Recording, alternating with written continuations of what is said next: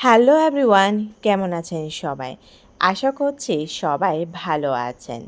সাংগ্রে উপলক্ষে জলকেলি অনুষ্ঠানে প্রায় সব জায়গায় ঘুরলাম আর সবার সাথে অনেক অনেক আনন্দ করলাম। সাংগ্রে উপলক্ষে জলকেলি অনুষ্ঠান সব জায়গাতে শেষ হয়ে গেছে, কিন্তু মোবাইলে এর উৎসব যেন শেষ হতে চায় না। এই ভিডিওটি দেখে আর তাদের পরিশ্রম দেখে কেমন জানি আমার খিদে লাগছে। কথায় আছে না, পেট শান্তি তো দুনিয়ার শান্তি। যেহেতু এখন আমের সিজন, তাই দেশি আম দিয়ে মাছ রান্না করব। আর খুব মজা করে খাবো আর সাংগ্রে উৎসবের ভিডিও দেখব। এগুলো ঝিরি থেকে সংগ্রহ করেছি। এবছরে ঝিরির মাছের সাথে আম দিয়ে রান্না করে এখনও খাওয়া হয়নি, তাই এগুলো দেশি আমের সাথে রান্না করব। রান্না করার জন্য আমি এগুলো পরিষ্কার করে নিব। রান্না করার জন্য এখানে আমি আম স্লাইড করে কেটে নিয়েছি।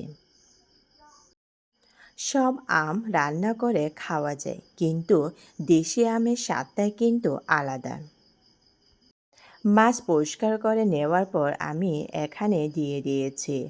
এরপরে কেটে রাখা আম দিয়ে দিচ্ছি। বাড়িতে যেহেতু কাঁচামরিচ ছিল না, সেহেতু আমি এখানে শুকনা মরিচ হালকা করে বেটে দিয়ে দিচ্ছি। মরিচ দেওয়ার পরে আমি এখানে পরিমাণ মতো হলুদ গুঁড়া দিয়ে দিব।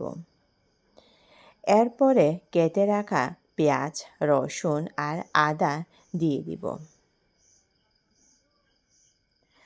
এগুলো দেওয়ার পরে আমি এখানে সামান্য পরিমাণ তেল দিয়ে দিব। এরপরে এখানে দিয়ে দিচ্ছে সামান্য পরিমাণ নাপ্পি। এরপরে দিচ্ছে লবণ। এরপরে পরিমাণ মতো পানি দিয়ে মিক্স করে নিব। পানি দেওয়ার পর ভালো করে আমি মিক্স করে নিব।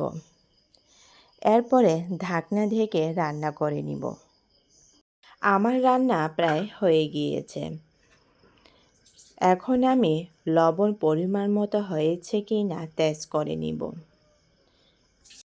আমার তরকারিতে লবণ ঠিকঠাক হয়ে গিয়েছে, তবে আমি এখানে একটু ঝোল বেশি রেখেছি, কারণ এসব রান্নায় ঝোল কিন্তু খেতে খুব মজা হয়। তরকারিটি দেখতে তেমন সুন্দর না হলেও খেতে কিন্তু অনেক মজা হয়েছে। আজকে আমার ভিডিওটি এই পর্যন্ত। দেখা হবে পরবর্তী কোনো ভিডিওতে। Bye bye.